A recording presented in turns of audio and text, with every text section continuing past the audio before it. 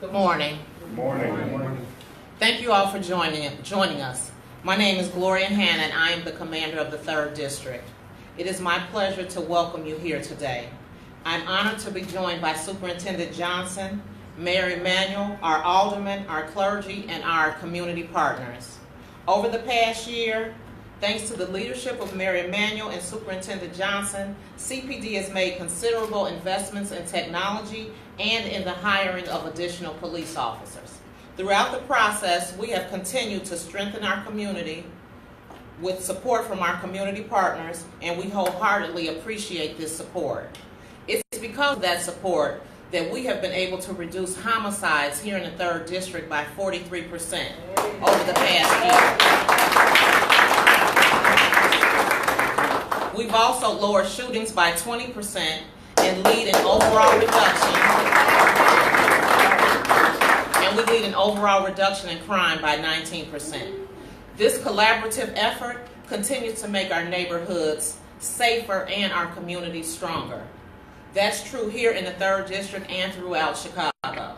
As Mayor Emanuel says, this effort is not only made by our police officers, it's made by our pastors, our parents, our mentors, and after-school leaders, all working together towards the shared future and common values of the city we all call home. Without further ado, it's now my honor to introduce to you the mayor of our great city.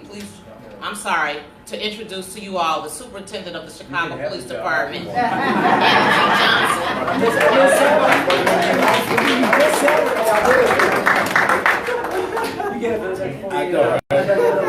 Just for the record, I wouldn't want that job for all the teams.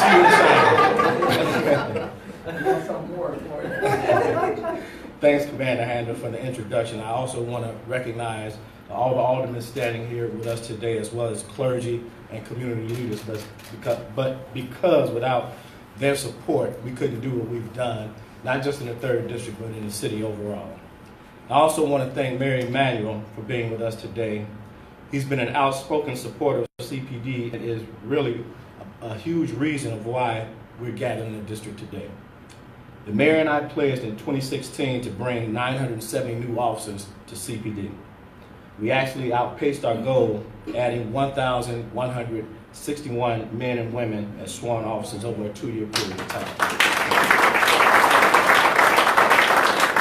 Now, these gains have come on top of replacing officers who've retired or moved on from the Chicago Police Department. So the total hiring over this period of time is actually 2,352 new officers. Today, we're here to celebrate 99 of those new officers being assigned to their first detail. They've been sent to 11 of the 22 police districts throughout the city based on operational needs and CPD's citywide public safety strategy. Officers from this latest class has been assigned to neighborhoods on the north, south, and west sides of the city. The 3rd District added more officers than any other district in the latest round of deployments. 16 additional officers. 16 began serving in the 3rd District this past Sunday. These officers stepped into a district that showed significant improvement, as the commander said. Overall crime in the 3rd District declined by 19% in 2018 compared to 2017. And as the commander said, murders here were down 45% last year compared to 2017. And I don't think that should be lost on it. That's a huge and significant reduction. In other words, these new recruits can learn a lot from the officers that work here in the 3rd District, and that shows by the significant reductions that they attained last year.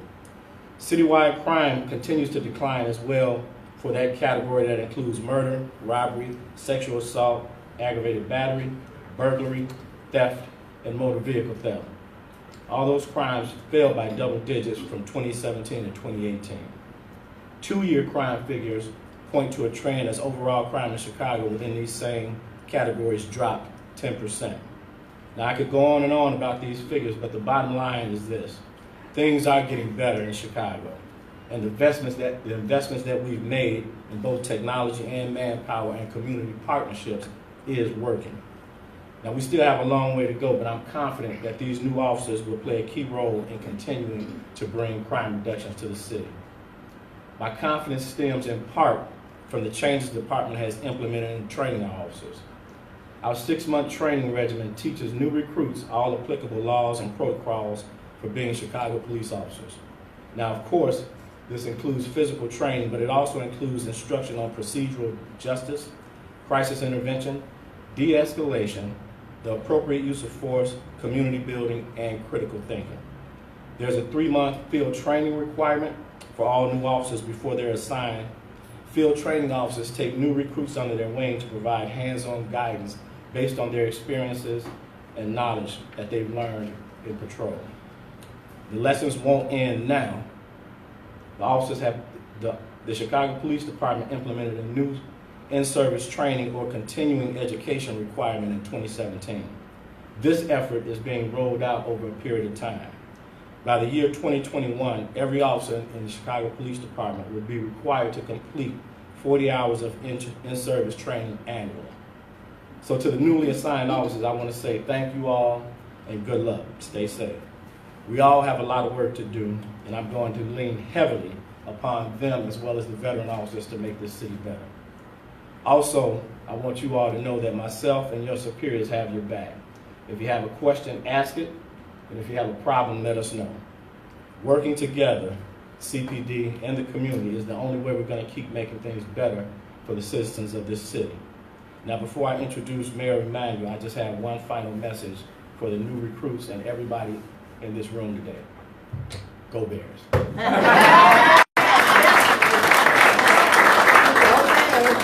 I just want to say that spoken like a true mayoral candidate. I want to compliment you on your demotion.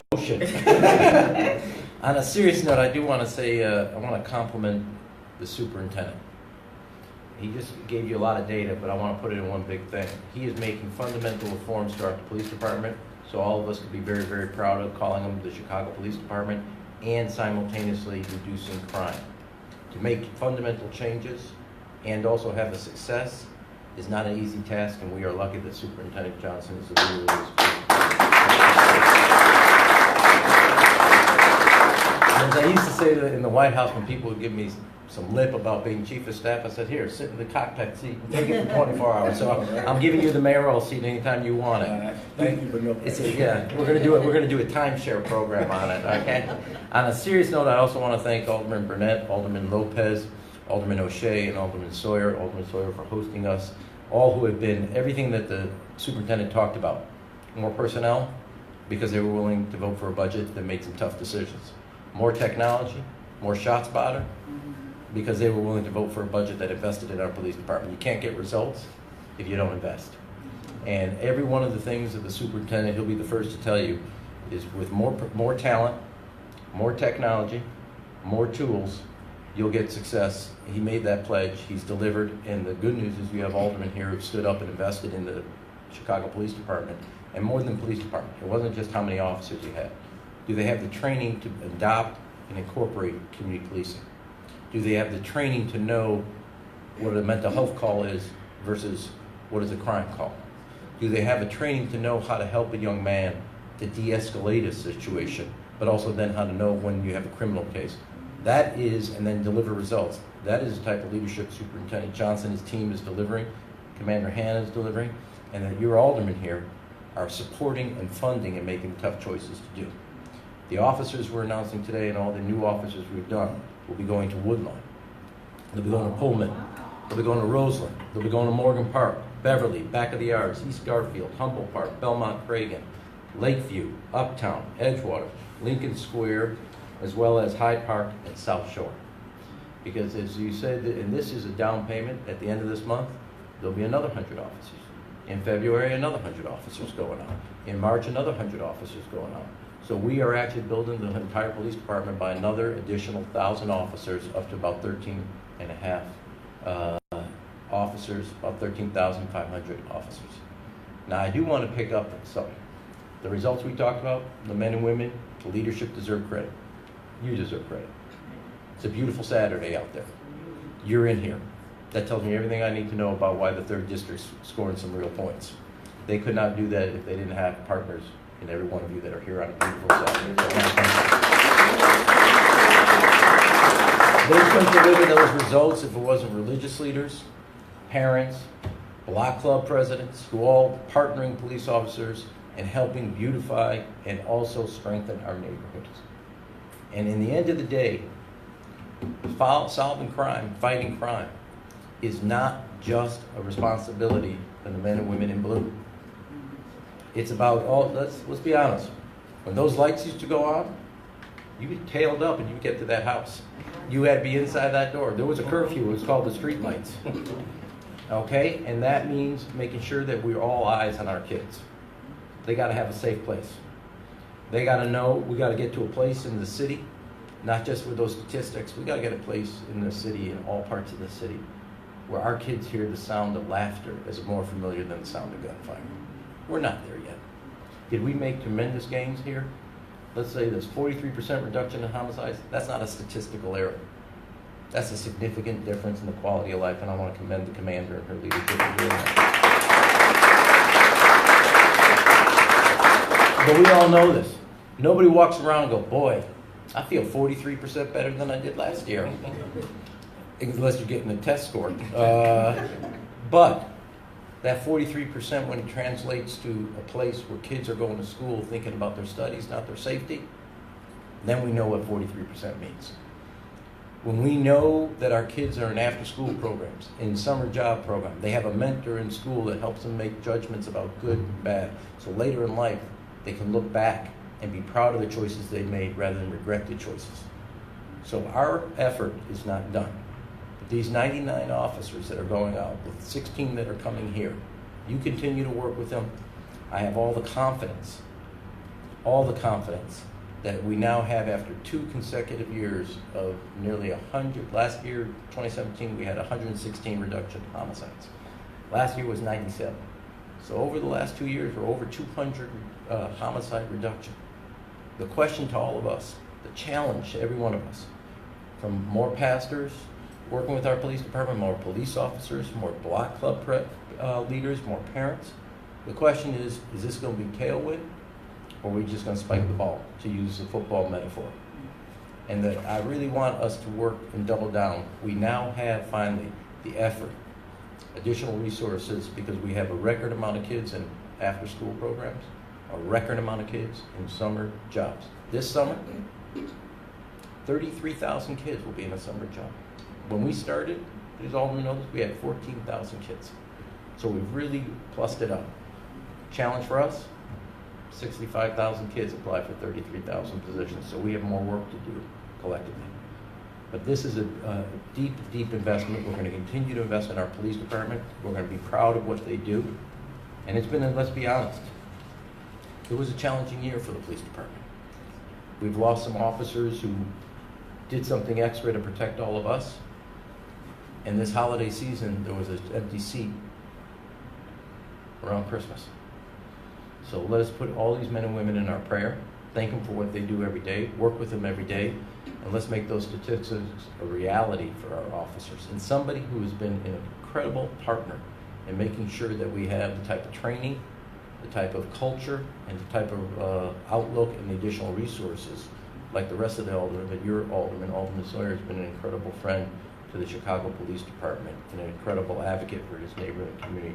So I'd like the alderman to come up, since he's hosting us, to also speak about what we're doing here to make this neighborhood one that we can all call home.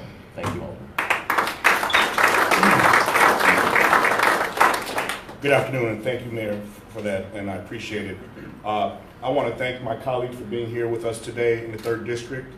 I really want to commend Commander Hannah for the great work she's done here. We could not have done it without her. When I first got into office 8 years ago, the police department was woefully understaffed. We had problems, we had issues. And if it was not for Superintendent Eddie Johnson getting us on the right track, Mayor Emanuel for providing the staffing levels that we need, and my colleagues for making those tough decisions, having to make tough votes that we all had to make in order for us to get to the levels that we are today, and the results are clear. When we get to the place that we need to be, crime will go down. You know, it's not over-policing, it's just getting us to the proper staffing levels that we need to work with our community partners, work with our citizens, making sure that we all do what's necessary to provide a safe and pleasant Chicago. And I want to really put a particular shout out to Eddie Johnson. He keeps a door open. He's always willing to have dialogue with you, whether we agree or disagree. I tell people I'm not a police officer. You know, I don't even play one on TV. I don't know a whole lot about it, but what I've learned, but talking to people like Commander Hanna and Superintendent Johnson, they give us the information that we need so that we can make informed decisions on making sure that they're funded properly and make sure that they can do the work that they need to do. So when we talk about things like a new police academy, we talk about increased staffing, these are necessary things that we need. Increased training. These are things that make better police officers, safer police officers, so that they will be able to go home at the end of their shift in the call and go home with their families and live life like all of us want to do. So again, I thank everybody here today. Thank you, community partners, for providing the assistance that we need. Because if you see something, you have to say something, and we depend on you every day so that the police can do their jobs and make it safe for everyone. Thank you. Thank you.